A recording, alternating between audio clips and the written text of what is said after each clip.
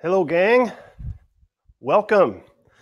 Going to take a couple of minutes here and let everybody come in and get settled in and get into your spot and get your brains turned on. I'm going to get a sip of water. Welcome to the first inaugural core member live coaching mastermind. We're going to be talking about a lot of fun stuff. I got some preloaded questions, and I'll be taking your questions live on the spot. So when you get into the room here, yes, I can see people coming. Good. So once you get in here, just so I know, I did a few tests, and there was a little bit of lag behind my voice, between my voice and the video. So that may be there, but just say. Looks good, sounds good from wherever, okay? I think 99% of everybody here today should be part of the Core Wellness Institute as a member or a past student. So I think if you are a guest, I did put out a message this morning where if you're a guest and you are here, you'll be able to view this live.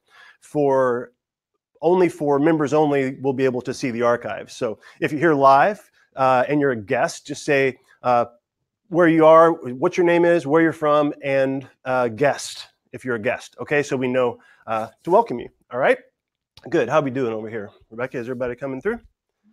Is chat enabled? There we go. All right. So Barbara says, I have the lag, but it looks fine otherwise. Hello from Kansas. Hello, Leslie. Elizabeth from Ohio, welcome.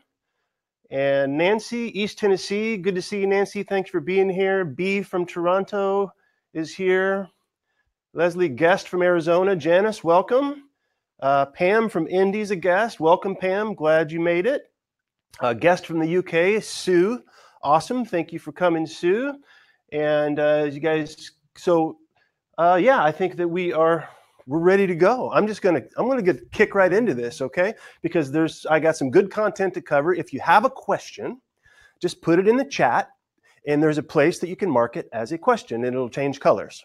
Should be able to when you type your message, you should be able to type a message, and just above that, where it says chat, if you click on just where it says chat, there's a few dots there. You can click on that, and it says mark as question, just so we don't miss anything. Okay.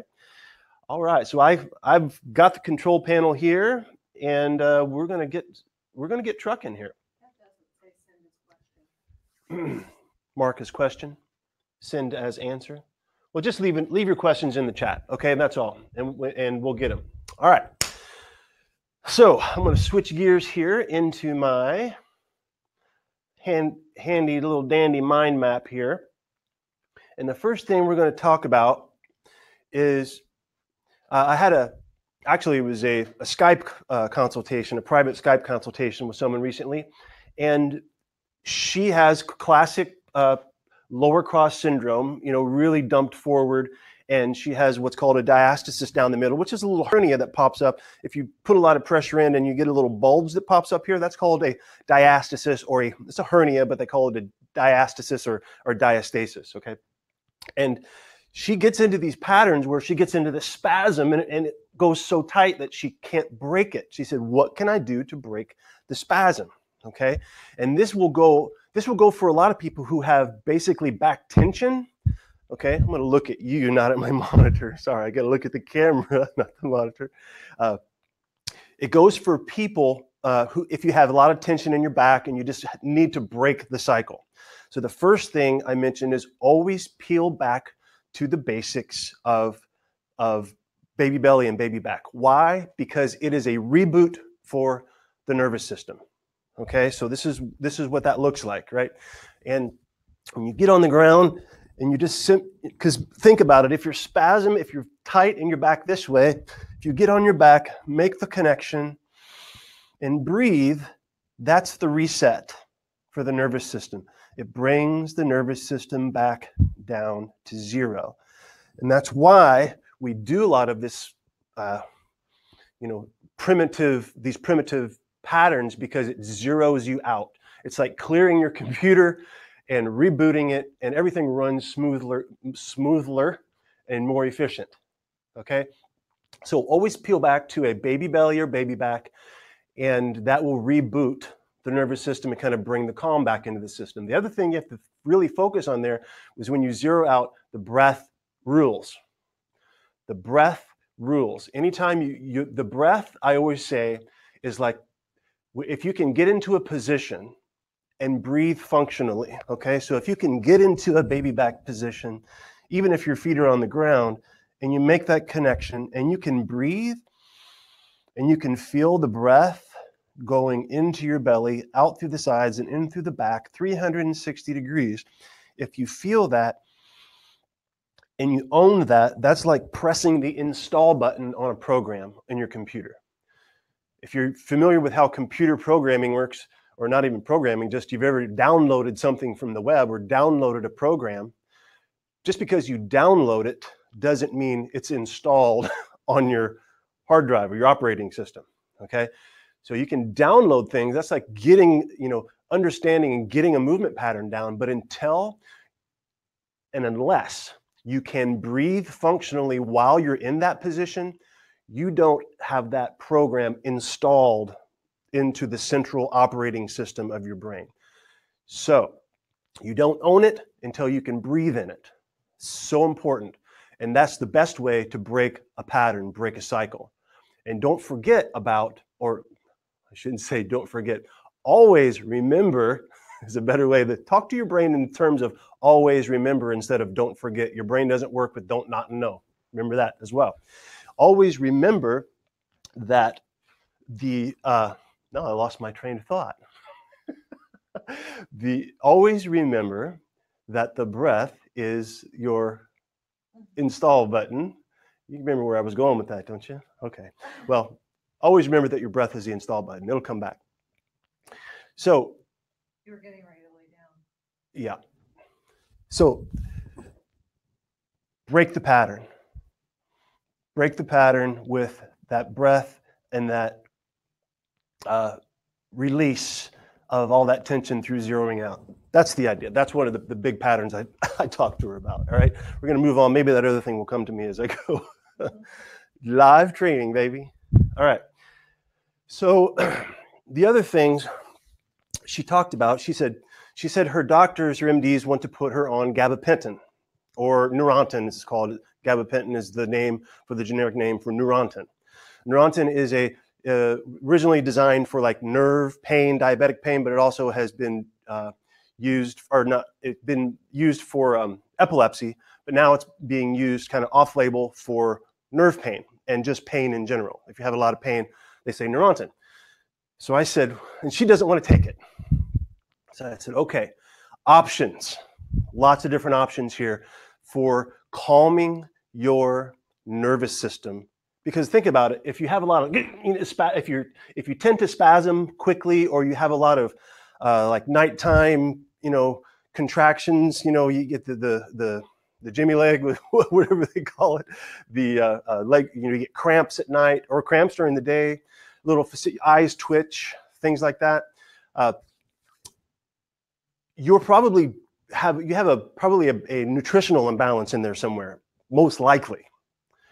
Most likely. That's usually the reason for that. And so there's a variety of things here to approach, guys. And I'm going to do a little bit. This is going to be like a little mini lesson on balancing your neurotransmitters in your brain more towards the relaxed neurotransmitters versus the excitatory neurotransmitters. Because in life, in society, our brain runs on these excitatory neurotransmitters a lot. Okay, and that has to do with the glutamate and GABA are the two in your brain things that need to be balanced out. One of the things to get more GABA is like the James Taylor easygoing acoustic song, and think of the glutamate like Jimi Hendrix Purple Haze, and it's just really, really excitatory. Okay, now I used this analogy one time in a seminar I was doing, and somebody raised their hand and said, "Hey, what if Jimmy's playing the blues?" So there is that. But think about the Jimi Hendrix intense stuff, right? And the GABA is what we want. We have to have that balance. It's important to have that excitatory neurotransmitter. That's how we learn. That's how we do. That's how we act. But we do it so much. We don't bring that balance back to GABA.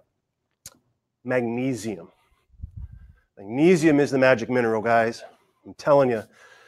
So such a huge deficiency of magnesium because why? Mainly because it's not put into the soils with conventional farming. Okay, it's not one of those things that's replaced. So there's a widespread deficiency of magnesium. So it's one of those things what I recommend to supplement, especially if you're dealing with these hypersensitivity type feelings or quick to spasm, quick to twitch, hard to sleep, can't shut down, things like that. I prefer using magnesium glycinate. Of course, magnesium, first, that's the supplement form, and I do recommend doing supplemental forms if you're having a lot of symptoms because it's hard to build up quickly just through diet. But through diet, where does it come from? It comes from whole, natural, preferably organic, right? Organic so you know that at least some attention has been paid to the minerals in the soil. And that still doesn't guarantee that you're going to have high magnesium levels, by the way. But green food, number one, okay? Green food is number one. That's where you get magnesium. Lots of actually whole grains if the shell is still on them. I'm not promoting tons and tons of grain here, but if you're going to eat grain, whole grain that still has the husk on the outside, magnesium, okay? Beans, legumes, things like that have magnesium. But really, if I just give you one thing to focus on for magnesium, it's green. Tons, and put a ton of green into the system, and you're going to have more magnesium on the other end. You're going to have a calmer nervous system, not to mention the bitter alkaloids in the green food, like the lettuce, well, mainly lettuces, right? You see that sap that if you break lettuce open and the little white sap comes out of it, that is something that is a nervine relaxant. The triterpenoid, it's this thing that is a calm. These bitter alkaloids bring your nervous system down into a more relaxed state. So you get that plus the magnesium, and you got a good combination for calming that stuff. For supplemental magnesium, I usually recommend magnesium glycinate, not just magnesium oxide. The cheapest magnesium that you'll buy over the counter at a grocery store or wherever, Walmart or whatnot, will usually be magnesium oxide. That doesn't get absorbed very well into your system. Okay, magnesium glycinate is bound to this amino acid glycine, so your body sees, oh, this isn't a mineral, it's a protein. It kind of gets snuck in down the protein channel, so it's more well absorbed, and it doesn't cause the loose stools that magnesium causes. Think of like milk of magnesia or Epsom salts, things like that. You take that, and then it immediately causes a washout. It causes diarrhea or causes a bowel movement. So to absorb it, magnesium glycinate. I like to have people take it right before bed because it helps induce better sleep. You can play around with your dosages there. I'm not recommending any specific dosages. I'm just saying talk to your doctor or your national health care practitioner about this, okay? But, ranging from 200 up to 600, even 800 milligrams at night before you go to bed. And you should be able to start to tell a difference in how well you sleep and how much more well rested you feel in the morning. Okay, so that's one thing. And then usually the other, for some reason, magnesium likes the noontime hours for absorption. So I usually recommend noon and nighttime for magnesium supplementation. So a place to start, a nice safe place to start, maybe 400 at bedtime, 200 at noon, and then watch how the sensitivity of your body starts to be diminished, okay? The hypersensitivity, I should say. Sensitivity is a good thing. Hypersensitivity is not, all right? The other big thing about bringing calm to the nervous system is getting your omega-3s and omega-6s balanced out. I've talked about this. Omega-6s come from grains and things that eat grain. Omega-3s come from green and things that eat green. So that means lots of green foods. That means animal products that have had nothing but green their whole life, grass-fed animal products. That gives you your green, or 3, and then the grain, or things that eat grain, which is the factory-farmed animal product, give you your 6s. If your 6s are way up here and your 3s are way down here, like American society is, you're going to have more sensitivity in your nervous system. okay? It's going to it creates a cortisol response, bringing your stress system up, okay? Because arachidonic acid, which is the toxic omega, or the not toxic, the omega-6 that creates a lot of the inflammation and spasm and artery constriction and allergy symptoms in your body, all of those things, that also makes your body put out cortisol. So that's nutrition-induced stress. So just balancing that out is the next big thing, okay? The other thing that helps with this is vitamin D. Get your vitamin D checked, because whenever the glutamate, the Jimi Hendrix comes in and he wants to dock to the cell and cause all this excitability, vitamin D, because when you do that, it goes, woohoo, let's do that. Let's push a bunch of calcium into the cell and let's make this thing happen. And vitamin D, if you don't have enough vitamin D on board, then that happens really quickly. But if you have enough vitamin D, the vitamin D stands there and says, it buffers some of that calcium, so not so much of it gets flooded into the neuron and all this excitability doesn't happen. So vitamin D, yet another reason why to optimize your vitamin D levels, okay? Please get it checked. And if it's not where it needs to be, then bump it up, right? Bump it up. You can take, most people I've checked have been down in the single digits up into the teens. Okay, that's not, you need to have at least 30 to start getting calcium effectively into your bones. So start looking at this, get this amped back up. If you're down there in the dumps, then you can take 10 or 20,000 IU a day, okay? And then just make sure you're following up with a practitioner, or you're doing a test yourself. You can send off for a kit and get it back, get it measured, and then do it for maybe that 10 or 20,000 for a month or two, maybe 3, and then measure it again after that and find out how you're doing and get it somewhere between 50 and 100, optimal around 75, but at least 50, okay? If you have autoimmune conditions or battling cancer or something like that, you want it up more towards 100. So get that balanced out. So that's a few things. Magnesium, get your omega-6s and 3s balanced out, and vitamin D. That's a really simple protocol, and you're going to be really, your nervous system will thank you. Lots of calm, okay? Little hinges swing big doors. So we're still good. Nobody's got any questions for me yet, right? Okay, cool. All right, moving along. Moving right along. If you guys may have seen just this morning, I released in the email I put out, I talked about the golfer's pickup. Okay, this was one I did on the blog. And I wanted to just review that here real quickly for you, because it's really important for whenever you move to spare your spine. That, most people get in trouble because they don't think about how they're doing movement patterns, right? So if you're not thinking about, and especially if you're deconditioned and your nutrition isn't best and the discs in your spine aren't as happy and buoyant and water-filled as they should be, okay? If you move around and you start moving without thinking about how you're moving, and you do a lot of bending over like this, that's your classic blow out a disc type of a movement, okay? Especially if you're in the 20 to 60, 70-year-old range. After, when you're 80, 90, more than that, the discs are usually have lost a lot of their water, and they're not as likely to be the problem. Usually when you're in that position, you have more of a stenosis type position or stenosis type problem, and I'll talk about how to fix that as well. But bending and twisting like this is a prescription for a disc herniation, disc bulge. So especially if you're dealing with disc problems, or you've had disc problems in the past, it's imperative that when you pick stuff up, that you are picking stuff up with a straight back. So there's a couple of ways to do that. That is, there's the classic squat, get down, keep your back straight, pick it up like this, okay? Down, back, your back is straight. You just don't want to bend over like this and put a load through your spine. That's what causes the damage. So here you are. You're going to keep the butt out, keep the back flat.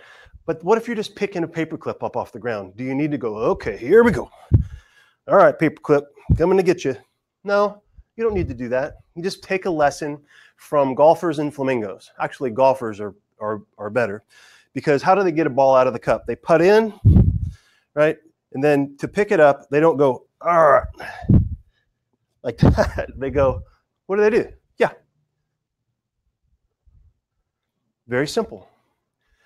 That's how you save your spine, and start doing it on a day-to-day basis, because you're also going to be getting, if you practice that on a daily basis, you're also going to get better at balance and better at your hip mobility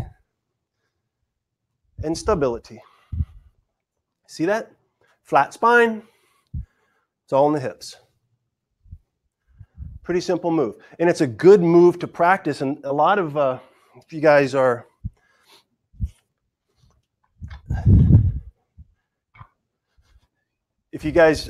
starting to get more advanced, I know we had some people have been with me since for almost 7 years, right?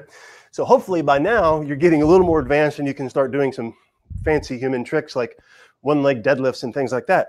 But that's a great way to practice and build up your tolerance and build up your strength in your hips, spine, balance, all that kind of stuff, is a one-leg deadlift, okay? So first of all, you have to have your balance, right? Then straight, flat, lift.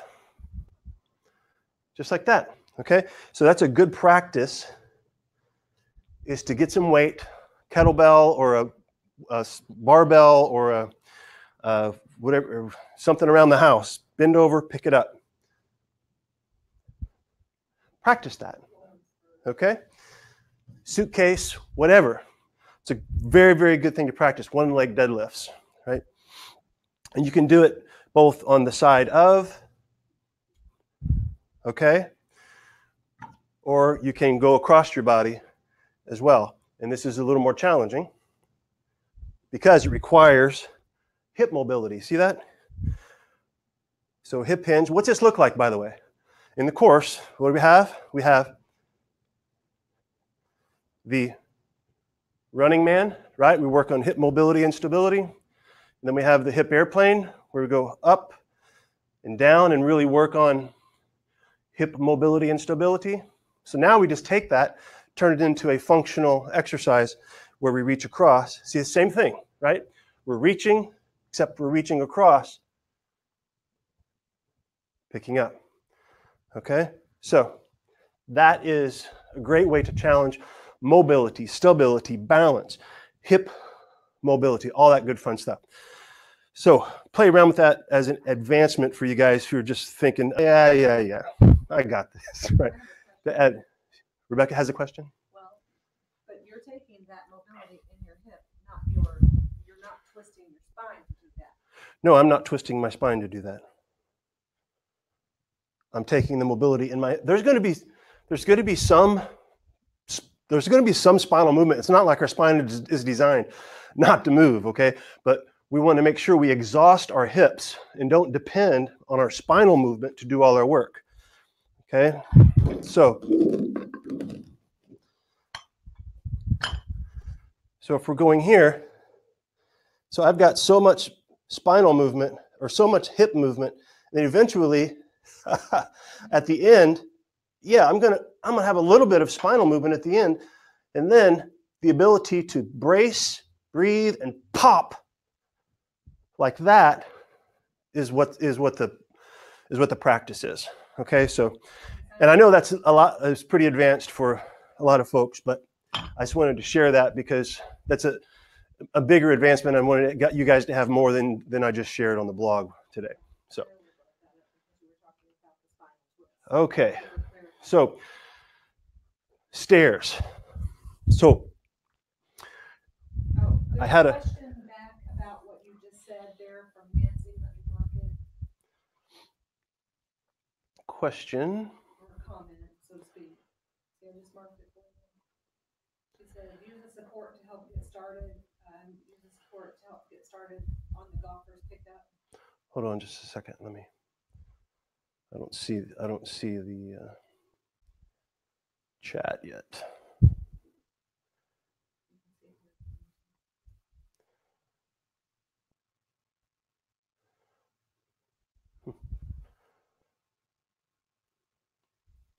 See sticky message. All right, so I didn't see that.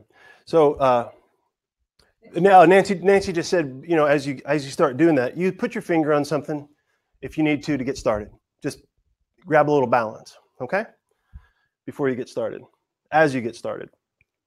All right. Set something up on a step so it's not so low. Down the steps, going on the stairs here. So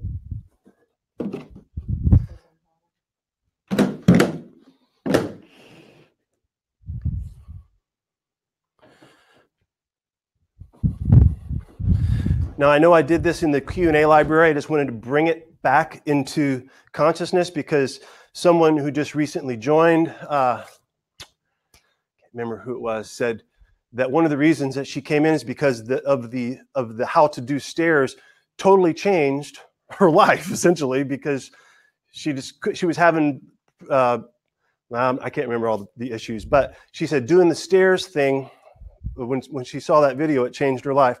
And I wanted to bring it back into your consciousness and awareness, okay? Whenever you go upstairs, the biggest mistake, well, the first biggest mistake is leaning forward and going up the stairs, holding on for dear life, and doing this, okay? See what I'm doing? I'm forward flexed, and I'm doing nothing but lift up my leg. I'm not using my stair climbing muscles. See that?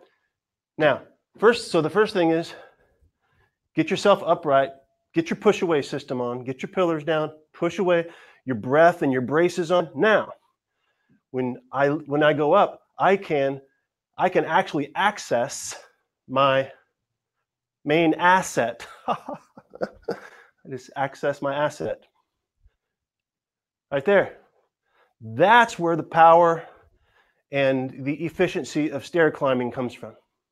Now this is the side view, right? This is the hip extension, being able to get movement through the front of your hip. Now if you have really tight hips in the front, you need to work on some push away lunges. Get that open back up, because, and that goes for walking too, right? If you don't have good hip mobility in the front, then you can't efficiently propel yourself along. So that's the first thing, is get up and get through your hips. Use your asset.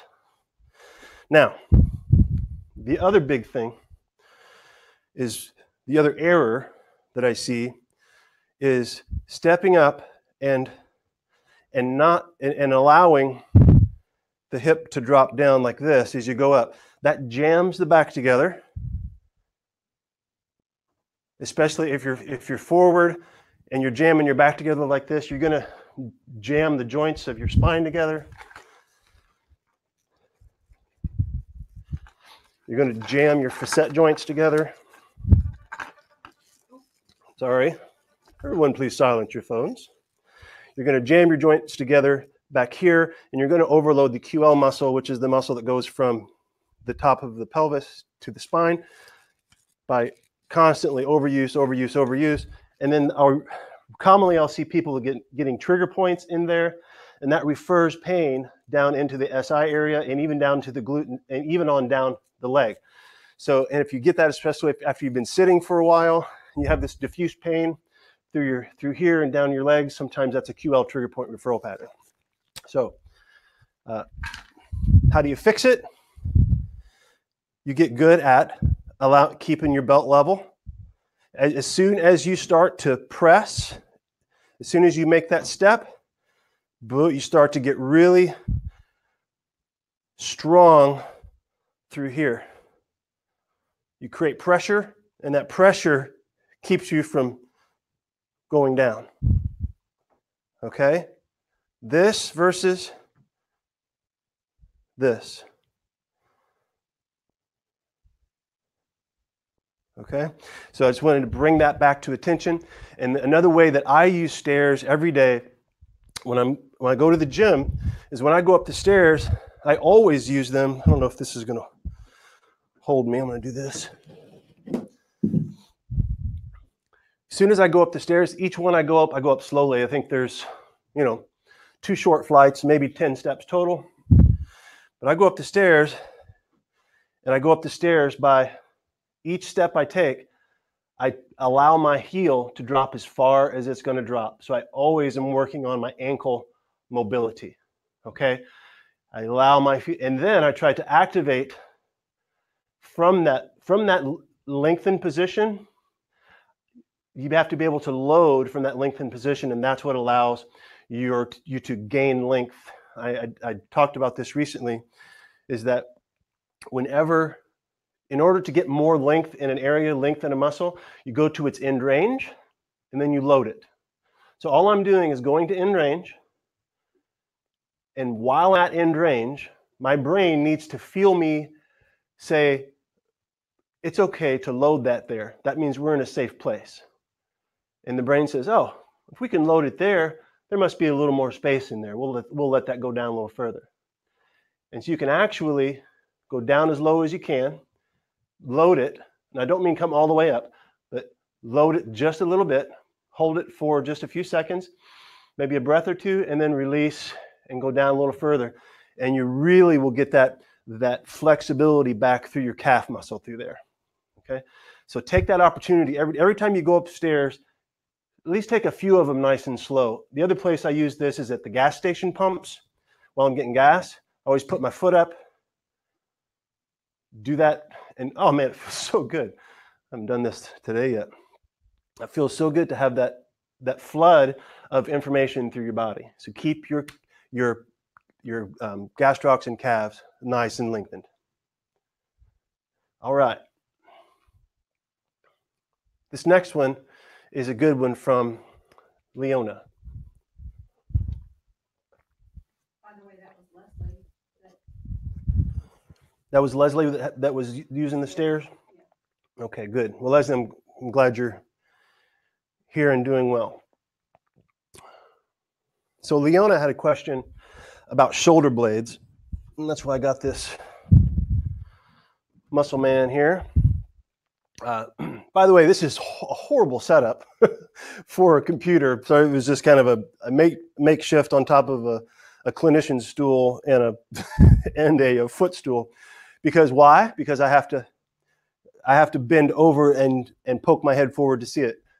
Doing it correctly, I should be only using my deep neck flexors here. If this is my habit position every day, and I'm doing this every day, I'm developing a dysfunctional pattern that's overloading and going to cause trigger points and pain and stuff down the line.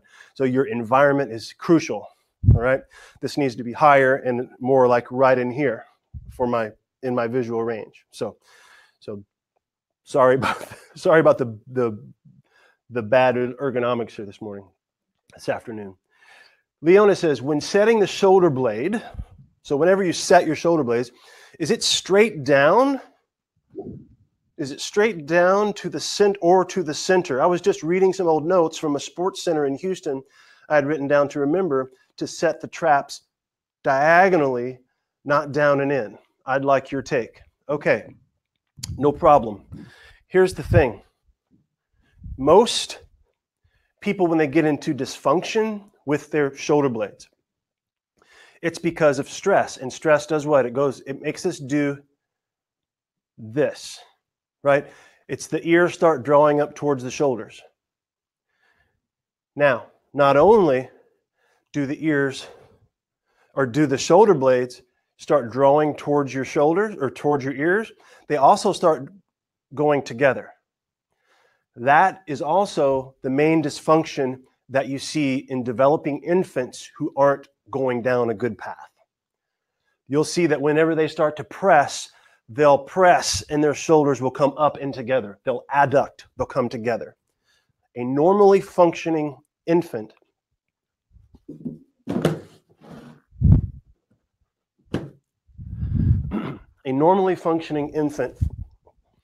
pressing up for the first time, at first, all newborns are up like this. What happens when they start to push away for the first time and lift their head is the shoulder blades should functionally come down and slightly out. That's why we we hit on that in the baby belly and the press up, making sure that your shoulder blades are gliding down your rib cage as you press up. So when you're standing, you can bring on that same feeling, right? If you find yourself here, you just have that same intention of pushing away, and you'll see that the shoulder blade drops straight down, and they don't come. You'll see a lot of people teaching squeeze together, squeeze down and back, squeeze down and back. And what happens is that adduction usually overactivates everything up here and makes things worse for them. So pressing away and allowing that straight downward and even a slight outward sensation is what we're looking for. So the answer is yes, down, and whenever you push away, slightly out. That's neurophysiological. Okay, now the other, excuse me? Okay, well, they got the picture, right? All right, so straight down, not together. One caveat here, if you see a lot of guys too, if you're this person, and your shoulder blades haven't seen each other since like the early 80s, right? Then yeah, we need to, obviously, whenever you open your shoulders back up, there's going to be some coming together of your shoulder blades. So that's the caveat, right? If you're really, really, really drawn forward here, when you open, it's okay for your shoulder blades to come back together a little bit, but when you load it, they should come back down into that spot. You shouldn't load them into this position. Okay, so that's one little caveat there. Question. You did a short video using a TheraBand to practice that motion. Would you show that again? Absolutely. Matter of fact, that's why I brought these out. Thank you for the reminder, Leona. That it was Leona, correct? Or Barbara Postman, thank you.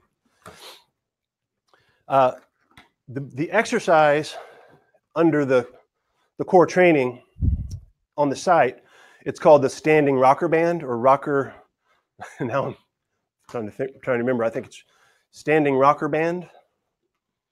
Now I'm having trouble remembering which that is, but it's where you have your band like this, and you simply, I like to put my fingers in it like so, and so my fingers can spread, so I activate that opening system, and you just open, and that's a good way to practice the proper way of loading that. Okay? The proper way of loading that, just like that. And also, a really important piece there is it's not just about your shoulders up here. It's just as, if not more, about the serratus muscle that goes from your ribs to your shoulder blade here. Because whenever you keep your rib cage in its lowest expiratory position, you let your rib cage come down, that muscle goes up and grabs your shoulder blade and kind of locks it down into its natural position before you even start. That way, whenever you start working on your external rotation, so you do this first, get the whole push away system on, right? Like so, and then you activate there, and that helps kind of cinch everything down without pulling everything together. So it's a great tool, and I like using these. I've been doing this more, giving this to more and more people because it's such a simple thing to bring along with you if you're on a long trip, if you are at the office, whatnot, because we do things together like this all the time. Just to do a few openers, right? Open the shoulders in the front. That allows your chest to open in the front without overdoing the back. You just get yourself in that push-away position, load it, hold it for a couple of breaths, because why? Because why? Because you don't own a movement. It's not installed into your nervous system until you can breathe functionally while you're doing it. Come back to that over and over again, okay? Standing rocker board is the name of it. Thank you. And I'm obviously, when I'm standing on a rocker board while I'm doing it. Probably a poorly named exercise, but it's great to get on and balance while you do that kind of stuff. By the way, putting yourself in more challenging situations while you do very simple things is another way to put another layer of complexity or another layer of coordination into your nervous system. So, or stand on one foot and do it. If it's too easy, just if it feels good like this, stand on one foot and do it. Stand on one foot, close your eyes and do it, right? Take vision out of it. A lot of ways you can continue to challenge yourself. Remember, you always want to stay at the edge of your capacity. You want to be at the place where you make mistakes. And you say, oh, mistake, correct. Mistake, correct. That's how you myelinate these pathways into your brain and into your nervous system. Very important. If it's too easy, feels mundane, you're just going through the motions, it's fine for maintaining what you've got, but you're not going to evolve and expand, right?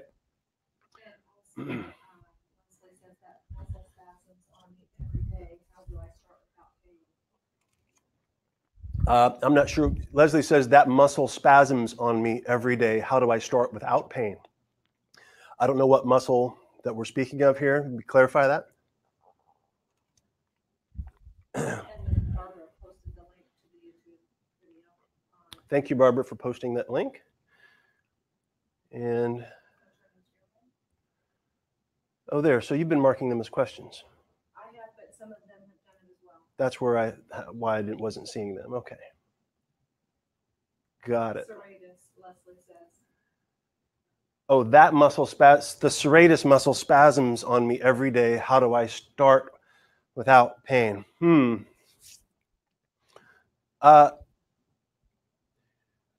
That is a question. That's a good question. I don't. Yeah. How do you start without pain? You mean how do you start to do the opening up pattern without pain? I would probably get down into a more unloaded position, meaning maybe get on the floor in a relaxed position, maybe get into baby back with, so you do the same thing. You can get on the floor like so. Get everything relaxed so you aren't dealing with all the complexity of managing gravity. And do some gentle opening patterns like that. You might even be able to do a little bridge, take your band and gently open it up underneath your tail. That's another way to do it. That's actually I don't have my band. Do a little bridge, pin your shoulder blades down.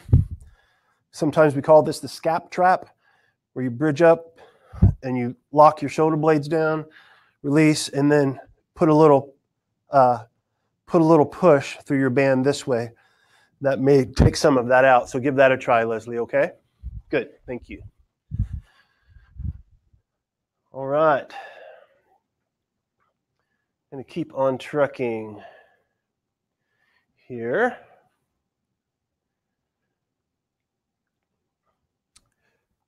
Paul sent me a really interesting video.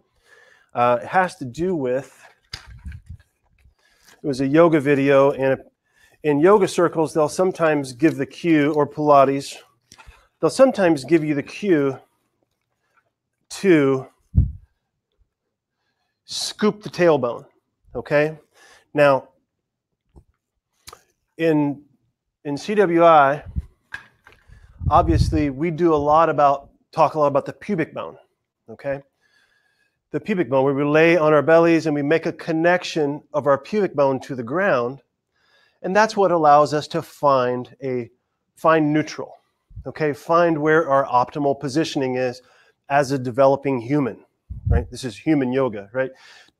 Finding that connection of the pubic bone to the ground without being a complete tuck. So we don't want to walk around and tuck like this, or in yoga or whatever, we don't want to to drive everything forward and do a big strong glute squeeze, because that pushes our hip bone pretty to the front of the socket.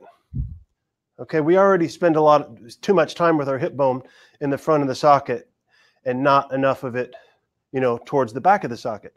So scooping the tailbone,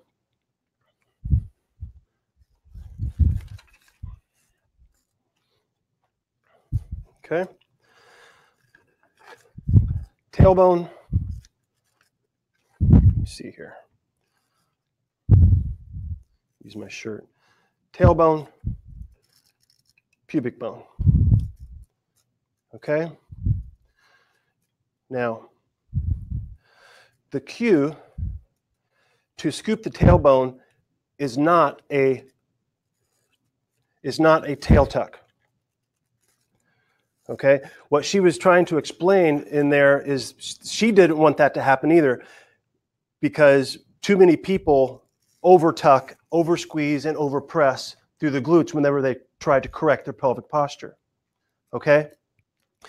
So what she was saying is, no, it's a very gentle, it's like you're trying to bring the tip of the tip of the sacrum very, very, very gently towards the pubic bone in the front. And when you do that, there's a natural, you can start to feel all of these lower abdominal muscles activating to bring that sense of stability, but it happens low and in the front. It doesn't happen as a squeeze from behind. Okay? So I'm glad that she used that, but that's the imagery she used, was just think of the tailbone gently trying to meet the pubic bone in the front. Not a big movement, it's a little bitty movement. She was speaking like that. So that is a piece of imagery. That is a piece of imagery you can use to help turn this stuff on in a subtle, more organic way, versus when you get your big old brain into it and you start trying to do things your way, then, without using the subtle intention and imagination, you start doing things incorrectly and you start over-recruiting too many things. That's what we tend to do generally. Just like when we try to correct our posture, we try to turn on too much stuff too strongly, rather than just saying, okay, wait a minute, nice, support, breathe, easy. Go deep, right? Now, that correlates exactly to the pubic bone.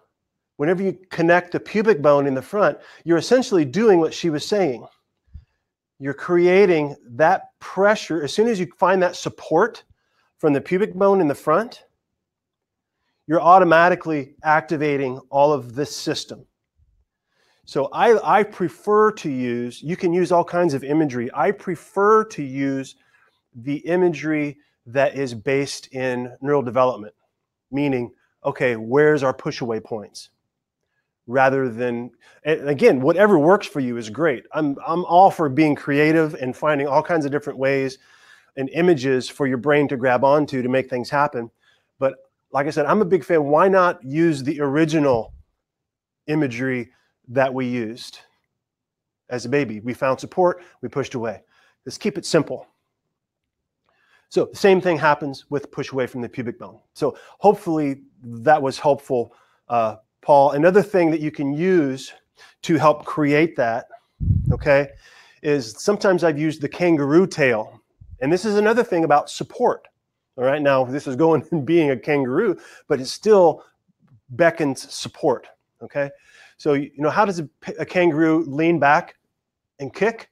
It rests back on its tail. So imagine your tailbone going down to the ground, you're going to find support from your tail.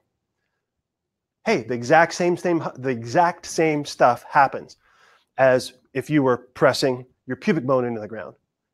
Exact same thing happens. Okay, so it's pretty cool that you can find support from your tail. Imagine support from your tail, and it's the same thing as pressing your pubic bone, same thing as saying scoop the tail. So use imagery and go easy and pay attention.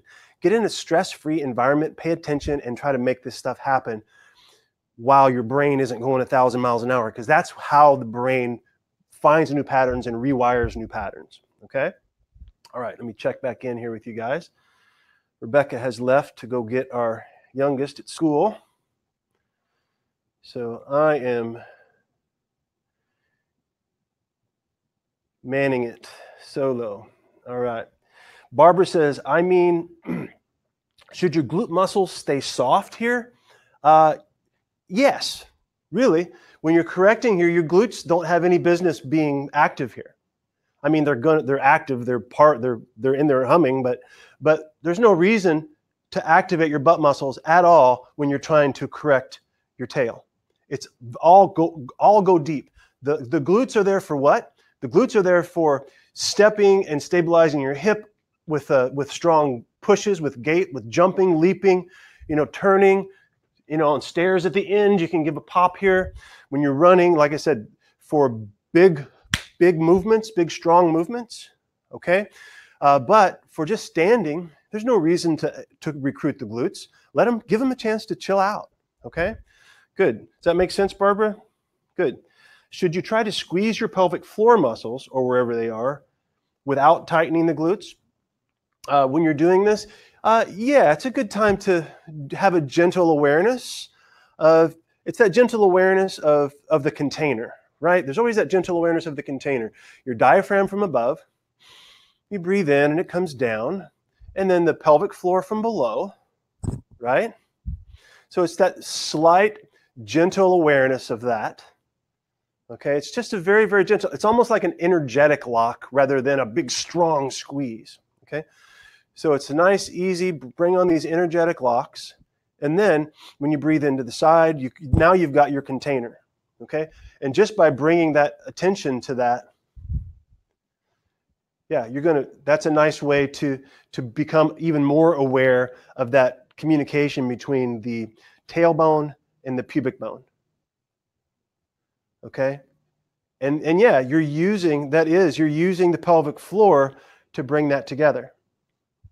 But it happens naturally, remember, through the gentle intention of pushing away. But if you can bring on a little bit of more awareness with that, by having that small sense of bringing that soft tension on in the pelvic floor, you're going to be even creating a better container. And it's all about having a nice container where you can manage pressure. That's what this whole system is all about. Thank you, Barbara. Those are good questions. Leslie says, okay, thanks. Nice. All right, so let's keep it in the chat. Don't use the Q&A thing here, so I'll see that flow through better if you use the chat. Good. All right.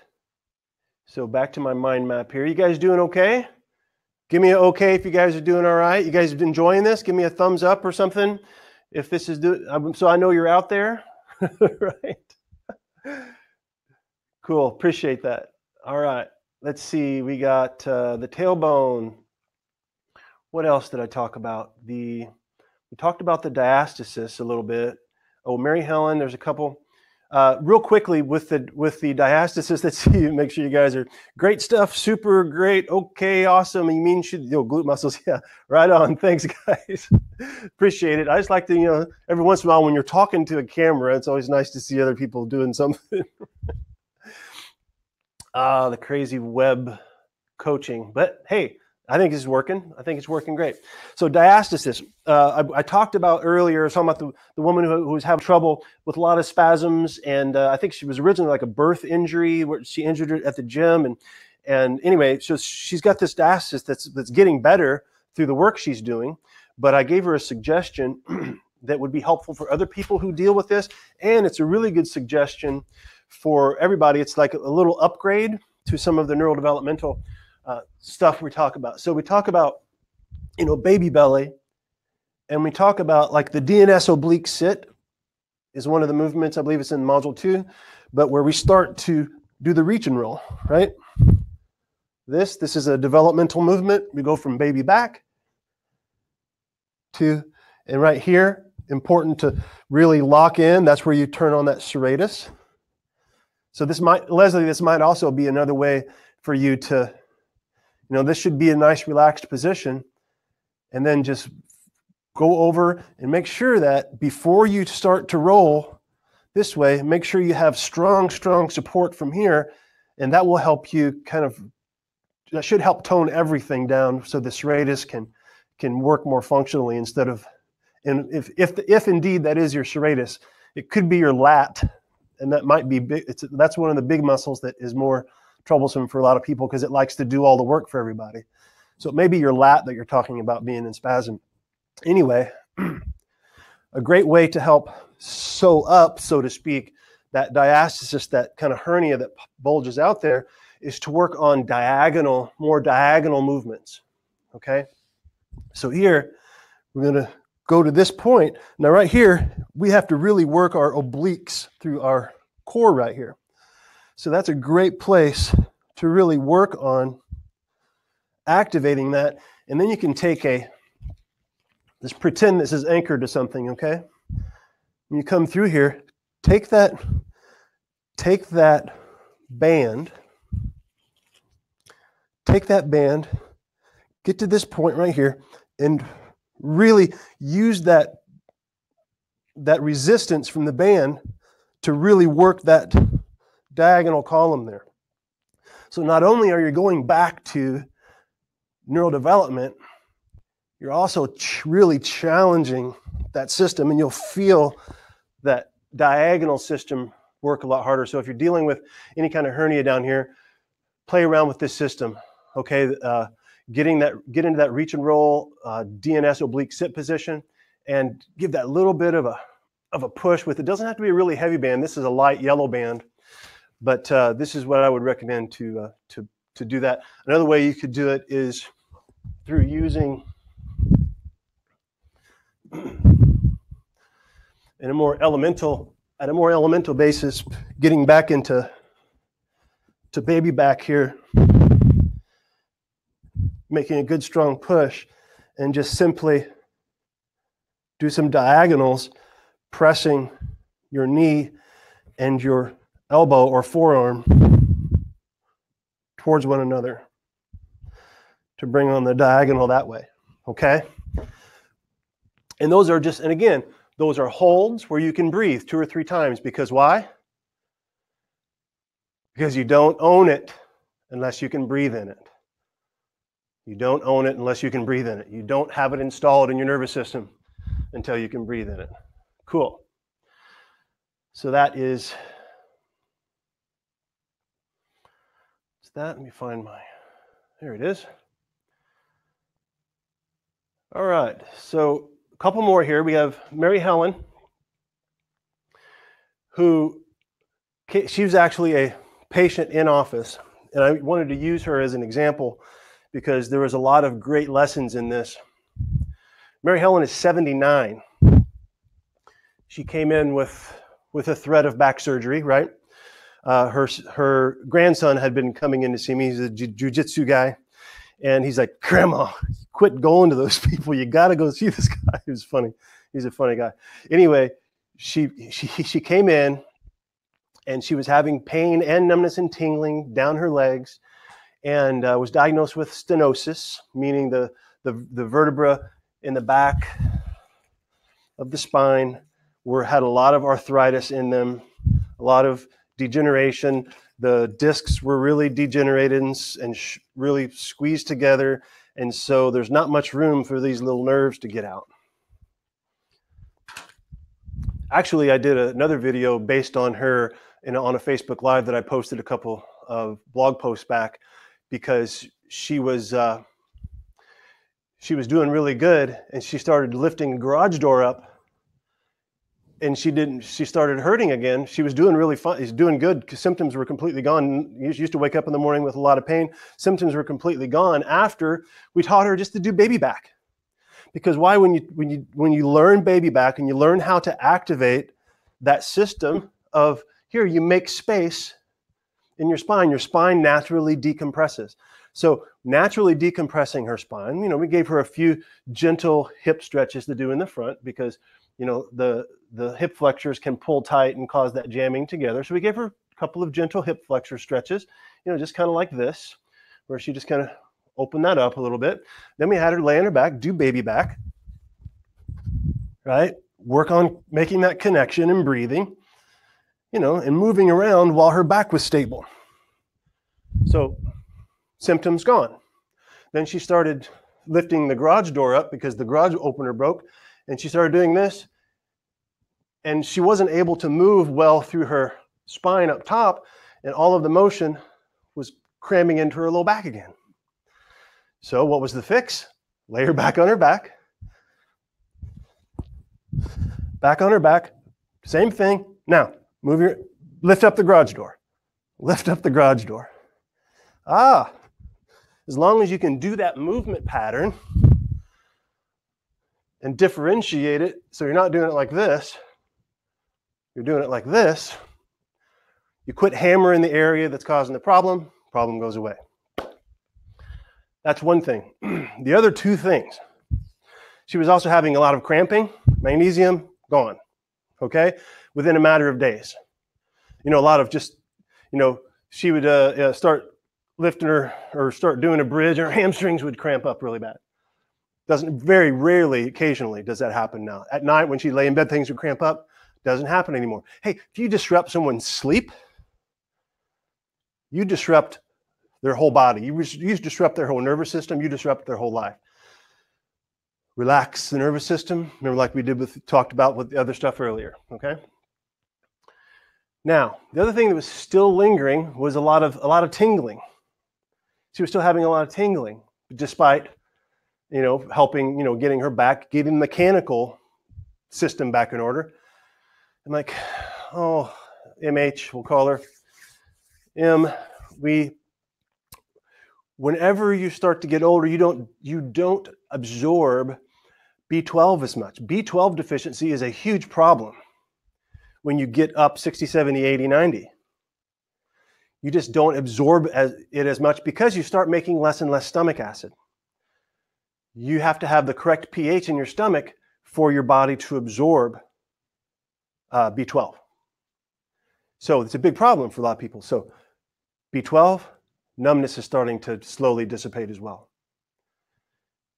Mindset, movement, and nutrition, right? Taking an active role in her care versus thinking, well, what are they going to do to me? They need to do a surgery on me. That's a passive. Now she took active control. That's the mindset. She did the movement piece. She learned how to control her body, and then the nutrition piece, right? And we're working on her diet as well, and she's doing better, right? We've got her eating less grain, more green, all that kinds of fun stuff.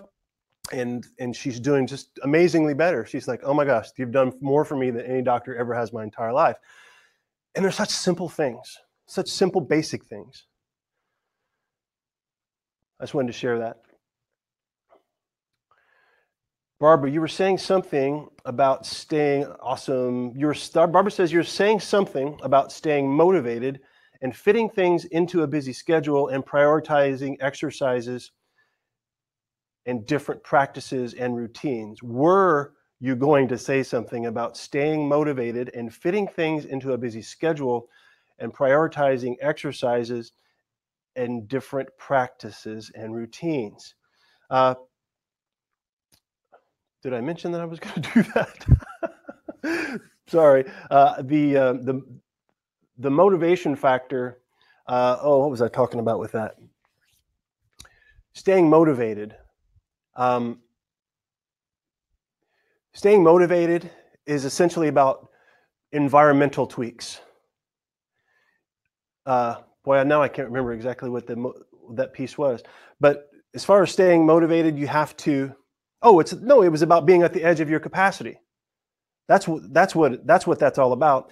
Because if you do something and you're not at the edge where something's exciting or changing, when you don't feel things changing, you don't get a quick win, then you're not going to be motivated to continue. That's why you always stay on the edge of your capacity. Does that make sense? That's what continues to motivate you to get better. I made a mistake and I got better. I saw myself get better immediately. Now what's next? Okay, that's the motivation piece, is you have to always be at the edge of your capacity in order to stay motivated. If it's too easy, You do things humdrum. There's I don't want to go to the gym and be humdrum again, right? Ooh, I'm making this many strides. I can't wait to go back in and try that again. So that's motivation, and also tweaking your environment. I know I've been talking a lot about James Clear lately. I just really like him. He's a really good writer, and he's just been studying the science of habit change and habit formation. And he's pulling from a lot of really valuable and vetted resources, double-blind, placebo-controlled clinical trials, all that kind of stuff, really looking into the sociology of habit change. And he's good at just kind of putting that all together to package up for us. And he does that at jamesclear.com. I posted a couple of links to his work in his articles inside of the Facebook group, so you can check that out there. Okay. Rhonda says, thanks so much, very helpful. I am finally getting motivated. Oh, there you go, to actually exercise and get into these things you're showing. Awesome. That's it. You have to, what's the reason why? You talk about motivation, you got to step back into, why do I want to do this? Talking about motivation. Sometimes you have to use the time travel technique, or the rocking chair test. Tony Robbins calls it the rocking chair test. You have to, get in your place where you are now, right? Get in the place where you are now. Take a few breaths, and then with your current patterns, with your current programs, with your current exercise habits, with your current diet habits, with your current addictions even, right? What are you doing that you can't stop? If you're having these issues that you're dealing with on a daily basis, and you know that it's eroding the quality of your life, what if you kept doing that same thing and you floated up above your head and you time traveled out to 1 year, float back down and jump into that body a year from now? How does it feel? What do you know is coming? Do you have the same relationships? Is your blood sugar even higher? Is that numbness getting worse? Is your life shrinking? Can you now not take a walk in the woods anymore? Can you now not get up and down off the floor with your kids or your grandkids? Are you afraid to get down on the floor? And then take that, go back up, go out to 5 years. What's that look like? You get the idea here? There should be some meditations out there. You put in a time travel technique or Tony Robbins rocking chair test, and it's a good practice to go through. If you really want motivation, is really strongly see what's happening. Do the negative, go out to the end of your life. What's that look like? Rocking chair test. Were you able to do all the things you wanted to do? Did your body provide you with the confidence and the ability to move how you wanted to move, to think how you wanted to think, to feel how you wanted to feel? Were you able to serve everybody you wanted to serve? Or do you have regrets that you should have done these things back here 10, 20, 30 years earlier? So it's a good process. And then, of course, you go back, do the same thing again. Get in your current body, breathe, relax, find that space, and then do the imagination. What if I changed this, this, and this? What if I just started doing something every day? What if I just started doing just module 1 for 3 weeks, right? What if I just had a focus of pushing away from intention on a daily basis? What if I started eating more green and less grain? Such a simple switch. What if I started finding more magnesium-rich foods in my life? Oh, what happens a year from now? How do I feel? How does that fit? What does that look like? 5 years, 10 years? Talk about getting motivated. Man, I've lost 10 pounds. I feel great. I'm hiking. You have to put that stuff in your brain. Your brain depends on you giving it a picture to shoot for. right? That's that whole law of attraction stuff. It really works. If you imagine things happening, then if your brain has that imagination of things happening, the envisioning of it, your brain will start picking things out that will bring you closer to that. But you have to have the vision. You have to have the vision. So hopefully that helps.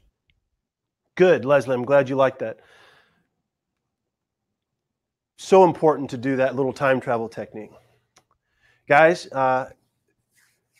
we're about an hour 10 in, and I'll be happy to, if you have anything else that you would really like to have an answer to before I take off, I'm here to serve. But I am on the countdown mode here, all right? I'm about to lose my... Right, see that right there? It's got to be a habit. See, it's easy to just go, oh, I'll go down and get that. Oh man, I did it again. That's when you get hurt, is when you're not conscious. The more you can stay conscious and practice these simple, subtle movements on a daily basis, I mean, how hard is that? Right? You can save your spine just by moving like that versus like that. Okay? When you're not thinking about it, it'll come to bite you. All right, gang. Well, I am going to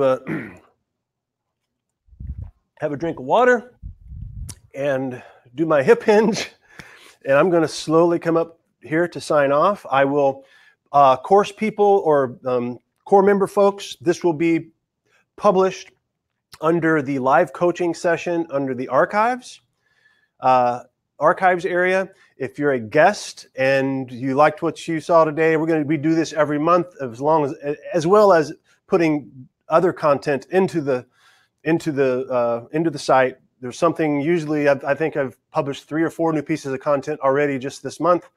And so little things about, yes, make sure you check that out. I've been populating I put a new fly in, the Practical Healthy Living Integration. I put something about spring water and reverse osmosis water and stuff like that in there. I did I put in a new Q&A spotlight about the pelvic, or about the pubic bone connection, speaking of the pubic bone. So get in there, make sure you check out what's in those areas underneath the core member area, or a core member update area, because I'm updating that regularly, and I'll try to make sure I keep giving you email updates about that as well. B says she's working hard on mini circuit 1 and trying to really get it right. My main problem though is neck pain. Is there a baby neck exercise later on, just like baby back, that has similar benefits for the neck and back? Actually, if you're having a lot of neck pain while you're you can actually, of course, there's a lot of reasons for neck pain. I can't give you, well, this is the baby back for neck, because there's a lot of reasons for that. The biggest problem I see is too much congestion in the neck, and working on the stuff like the rocker band stuff, like this, where you lengthen and get your shoulder blades down as your neck releases this way. It's a really good way to focus on neck. And also what I did earlier, the scap trap, is a great way. If you do a little bridge and you push up this way, it's better if you have a little traction. It's a great way to decompress your neck. So you bridge up and trap, let your shoulder blades get trapped down like that, and then lengthen your head as far as you can this way. And you can get a lot of, that feels really good. Don't mind me.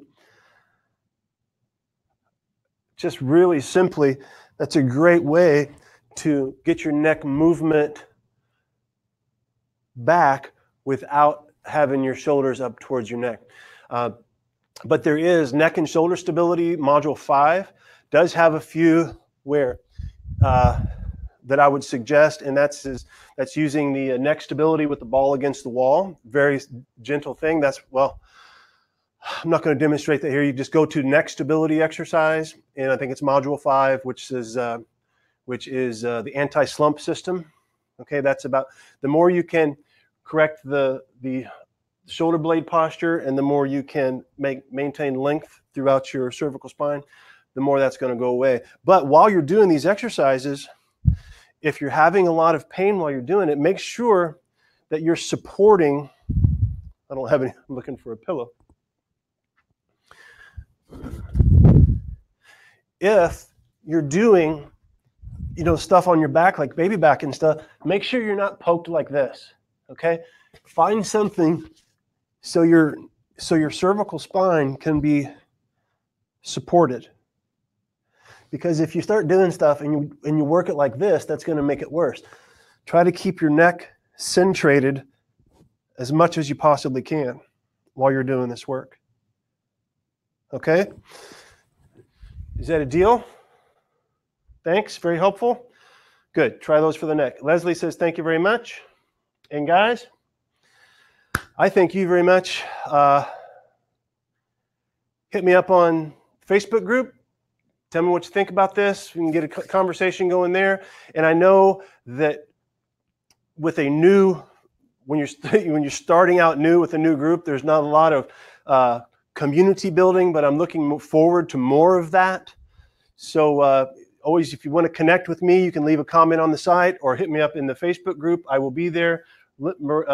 Melinda, you are welcome. Thank you for coming. And I look forward to doing more of this. I'm excited.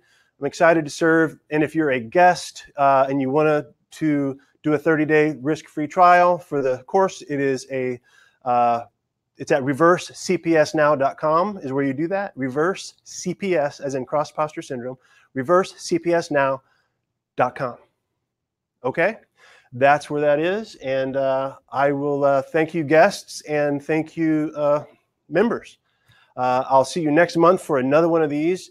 And usually under the live coaching, I'll keep that box there, the question box, so you can ask questions that I can have to, that I'll seed the next one with as well. But thank you guys for your questions. Thank you for being here. And I will see you guys later. I'm going to go up here and turn it off from here. Bye-bye, guys. Thanks for being here.